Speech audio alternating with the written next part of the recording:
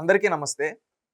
మనం చూస్తే జగన్మోహన్ రెడ్డి ఏమంటా ఉన్నాడు, భోగాపురం ఎయిర్పోర్ట్ గురించి నిన్న ఒక ట్వీట్ చేసి, ఇది విజన్, నేను అనుకున్న విజన్ సాధ్యమైంది ఈ విధంగా అని చెప్పి నిన్న బోగస్ మాటలు మాట్లాడుతూ ఉన్నారు. ఎవరు ఈ బోగస్ రాయుడు? ఎందుకు బోగస్ రాయుడు అంటున్నామంటే, గతంలో ఇదే జగన్మోహన్ రెడ్డి అనేక సందర్భాల్లో ఏమన్నాడు తెలుసా? భోగాపురం ఎయిర్పోర్ట్ గురించి మనం ఒక్కసారి వినాలి ప్రజలందరూ. ఎందుకంటే జగన్మోహన్ రెడ్డి మనస్తత్వం ఎలా ఉందంటే, నేను ఏది చెప్పినా జనాలు నమ్మేస్తారు, నేను ఏది చేసినా జనాలు నన్ను నమ్ముతారు అనే ఒక ఊహల్లో ఉన్నాడు. గతంలో భోగాపురం ఎయిర్పోర్ట్ గురించి ఎన్ని రకాలుగా భోగాపురం అడ్డుకోవాలని చెప్పాడో ఒక్కసారి అందరూ తెలుసుకోవాలి, ఈ రాష్ట్ర ప్రజలందరూ, ముఖ్యంగా ఉత్తరాంధ్ర ప్రజలు. ఎందుకంటే గతంలో ఇతను మాట్లాడిన మాటలు ఒక్కసారి విందాం మనం. ఉన్న విశాఖపట్నం ఎయిర్పోర్ట్ లో మధ్యాహ్నం పూట పోతే ఈగలు తోలుకుంటున్నారు. ఇది ఏ రకంగా న్యాయం? ఉన్న విశాఖపట్నం ఎయిర్పోర్ట్ ను బాగా ఉన్నదాన్ని వదిలేసి వేరే చోటికి పోయి ఎయిర్పోర్ట్ పేరిట అక్వైర్ చేయాలి అని చెప్పి దిక్కుమాలిన ఆలోచన చేయడం. చూశారు కదా, విశాఖపట్నం ఎయిర్పోర్ట్ ఉంది, భోగాపురం ఎయిర్పోర్ట్కి ఎందుకు? అసలు అది ఒక దిక్కుమాలిన ఆలోచన అని మాట్లాడాడు. ఎవరి? జగన్మోహన్ రెడ్డి. జగన్మోహన్ రెడ్డి గారు, వైసీపీ పేటీఎం బ్యాచ్, ఈరోజు గుడ్డు పైన కోడిగుడ్డు పైన ఈకల పిక్కే కోడిగుడ్డు అమర్నాథ్ గారు ఒకప్పుడు జగన్మోహన్ రెడ్డి ఈ విధంగా మాట్లాడారు. దీనికి సమాధానాలు చెప్తారా? భోగాపురం ఎయిర్పోర్ట్ గురించి దిక్కుమాలిన ఆలోచన అని మాట్లాడిన ఈ జగన్మోహన్ రెడ్డి ఈరోజు భోగాపురం ఎయిర్పోర్ట్ క్రెడిట్ చోరీ చేయాలనుకున్నా అంటే ఇతను ఎలాంటి వ్యక్తో రాష్ట్రపతి, ఇది సాక్షాత్తు జగన్మోహన్ రెడ్డి మాట్లాడింది 2015లో. ఒక్కసారి ఆలోచించండి. మరొకసారి మళ్ళీ మీ అందరికీ కూడా చెప్తా ఉన్నాం, గట్టిగా పోరాడదాం, గట్టిగా నిలబడదాం. ఇంకొకటి కూడా చెప్తా ఉన్నా, కోర్టుకు కూడా పోదాం, కోర్టులో కేసులు వేసినా కూడా గట్టిగా దీన్ని ఆపే కార్యక్రమం చేద్దాం. ఎట్టి పరిస్థితుల్లోనూ భూములు పోకుండా చేస్తాం.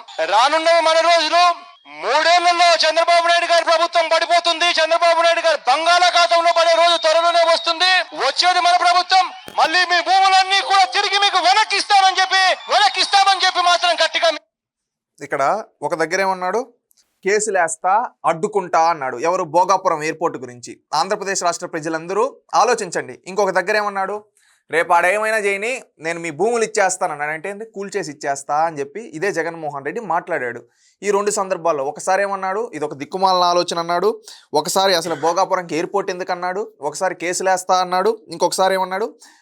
మీ భూములు మీకు ఇచ్చేస్తానని చెప్పి మాట్లాడాడు. ఎవరు? ఈ సైకో ఫేక్ జగన్, ఈ బోగస్ బుల్లోడు. అందరికీ హామీ ఇస్తూ చెప్తా ఉన్నా, చంద్రబాబు నాయుడు గారికి లంచాలు రావని ఇదే పెద్ద మనిషి చంద్రబాబు నాయుడు గారు ఆ టెండర్ను రద్దు చేసిన పరిస్థితి మనమంతా కూడా చూస్తా ఉన్నాం. రెండోసారి టెండర్లు పిలిచారు. ఆ రెండోసారి టెండర్లు పిలిచిన దాంట్లో మళ్ళీ ఎయిర్పోర్ట్స్ అథారిటీ ఆఫ్ ఇండియా వాళ్ళు మళ్ళీ ఎక్కడ వస్తారేమో అని చెప్పి ఏకంగా ఎయిర్పోర్ట్స్ అథారిటీ వాళ్ళు రాకుండా ఎలిజిబిలిటీ క్రైటీరియాను సైతం మార్చిన ఘనత ఈ చంద్రబాబు నాయుడు గారు తిక్కుమాలిన ప్రభుత్వంలో చూస్తా ఉన్నాం. ఇవాళ మనం ఎర్ర బస్సు కూడా రాని ఈ గ్రామానికి ఎయిర్పోర్ట్ ఎందుకు సార్ అని అడుగు.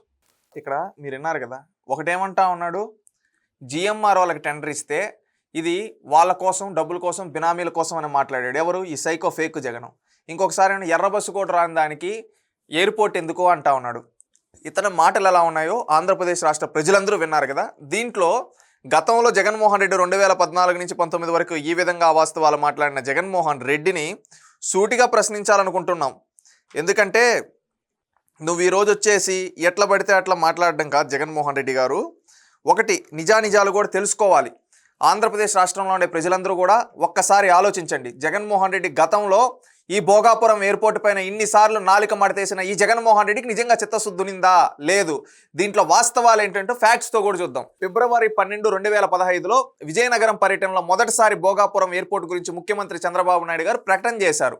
ఆ తర్వాత ఏప్రిల్ 9, 2015లో భోగాపురం ఎయిర్పోర్ట్ కోసం భూసేకరణ మొదలుపెట్టి నాటి చంద్రబాబు నాయుడు గారి ప్రభుత్వం మే 21, 2015లో భోగాపురం ఎయిర్పోర్ట్ కోసం ఎస్పీవి ఏర్పాటు చేసి జీవో విడుదల చేసింది ఎవరో తెలుసా? ఫస్ట్ టైం మే 21, 2015లో చంద్రబాబు నాయుడు గారు. జూన్ 23, 2015లో భోగాపురం ఎయిర్పోర్ట్ ప్లాన్ కి ఎన్ఏఏ అనుమతి తీసుకొని వచ్చింది ఎవరో తెలుసా? చంద్రబాబు నాయుడు గారు.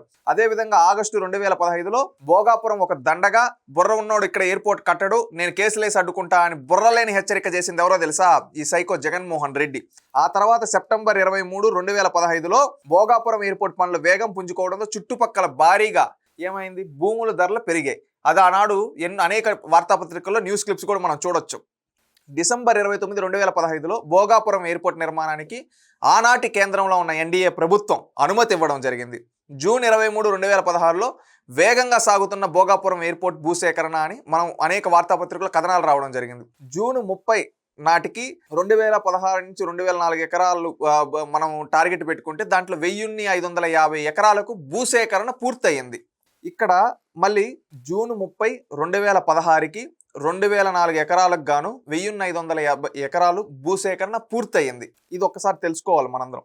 ఆ తర్వాత నవంబర్ 17, 2016లో భోగాపురం ఎయిర్పోర్ట్ పైన ముఖ్యమంత్రి చంద్రబాబు నాయుడు గారు సమీక్ష నిర్వహించారు. మే 17, 2017లో భోగాపురం ఎయిర్పోర్ట్ భూసేకరణ ఇంకా మిగిలి ఉంది 70 ఎకరాలే. అంటే అప్పటికి మనం చూసుకుంటే మే 17, 2017కి మనం టార్గెట్ పెట్టుకున్న దాంట్లో మిగిలింది 70 ఎకరాల భూసేకరణ మిగిలింది. అవి కొన్ని చిన్న ఇష్యూస్ ఉంది. మిగతా అంతా భూసేకరణ చేశారు. అక్టోబర్ 28, 2018 బిడ్ 7 కంపెనీస్ భోగాపురం ఎయిర్పోర్ట్కి బిడ్ వేసాయి ఇది స్టార్ట్ చేయాలి అని చెప్పి. ఫిబ్రవరి 14, 2019లో భోగాపురం ఎయిర్పోర్ట్కి చంద్రబాబు నాయుడు గారు శంకుస్థాపన చేశారు. ఫిబ్రవరి 27, 2000 భోగాపురం ఎయిర్పోర్ట్ నిర్మాణ బాధ్యతని జిఎంఆర్ కంపెనీకి అప్పగించారు. ఇక్కడ ఈ మధ్యలో ఒకటి మనం చూసుకుంటే జిఎంఆర్కి ఇచ్చిన తర్వాత జిఎంఆర్ చంద్రబాబు బినామీ టెండర్ మార్చి భోగాపురం ఇచ్చాడని చెప్పి ఈ సైకో జగన్మోహన్ రెడ్డి ఏం చేశాడు? విషపరాతలు రాశాడు. ఆ రోజు విషపు మాటలు మాట్లాడాడు. 2019 నుంచి 14 వరకు జగన్మోహన్ రెడ్డి చేసింది ఏంద్రా అంటే బోగస్ మాటలు చెప్పి టైం పాస్ చేసి మొత్తాన్ని ఏమీ చేయకుండా గాలి కొదిలేసి ఇప్పుడు వచ్చి ఏమంటున్నాడు? నేనే చేశా అంటున్నాడు. మనం చూసుకుంటే జూలై 12, 2024లో చంద్రబాబు నాయుడు గారు రావడం జరిగింది. Bhogapuram back on track. ఆ రోజు చంద్రబాబు నాయుడు గారు రివ్యూ పెట్టి ఎంత అయింది భోగాపురం ఎయిర్పోర్టు, ఇది నా జీవిత కళ, నేను ఎట్టయినా పూర్తి చేస్తానని ఆ రోజు చెప్పి ఆ రోజు ఎయిర్పోర్ట్ అథారిటీ వాళ్ళతో ఆనాటి విమానయాన శాఖ మంత్రి రామ్మోహన్ నాయుడుతో వీళ్ళందరితో కూర్చొని రివ్యూ చేసి ఇది ఎట్లయినా కానీ మీరు టార్గెట్ చెప్తున్నారు 25-26 కల్లా కంప్లీట్ అవ్వాలి, మీరు చెప్పిన డేట్ కన్నా ముందుగా కంప్లీట్ చేయాలని ఆ రోజు హెచ్చరించడం జరిగింది. వాళ్ళని రిక్వెస్ట్ చేయడం జరిగింది. ఈ విధంగా చెప్పడం వల్ల పనులు వేగవంతంగా జరిగాయి. సెప్టెంబర్ 19, 2024లో భోగాపురం ఎయిర్పోర్ట్ని అల్లూరి సీతారామరాజు ఎయిర్పోర్ట్గా పెట్టాం. ఎందుకంటే మన్యం వీరుడు అల్లూరి సీతారామరాజు విశాఖపట్నంకి ఆయన ఒక గుర్తుగా విజయనగరంలో కట్టే ఎయిర్పోర్ట్కి ఆయన పేరు మీద అల్లూరి సీతారామరాజు ఎయిర్పోర్ట్గా చంద్రబాబు గారు నామకరణం చేశారు. నవంబర్ 10, 2024లో వేగంగా జరుగుతున్న భోగాపురం పనులను అనేక వార్తా కథనాలు మనం చూసాం. దాదాపు 80% పైగా 90% వరకు పూర్తి అవ్వడం జరిగిందని ఆ రోజు చూసాం. జనవరి 4, 2026లో భోగాపురం ఎయిర్పోర్ట్లో ల్యాండ్ అయింది మొదటి విమానం. ఇప్పుడు ఏమంటున్నాడు ఈ బోగస్ బుల్లోడు జగన్మోహన్ రెడ్డి? నేనే గట్టా, ఇది చంద్రబాబు నాయుడుది ఏమీ లేదంటున్నాడు.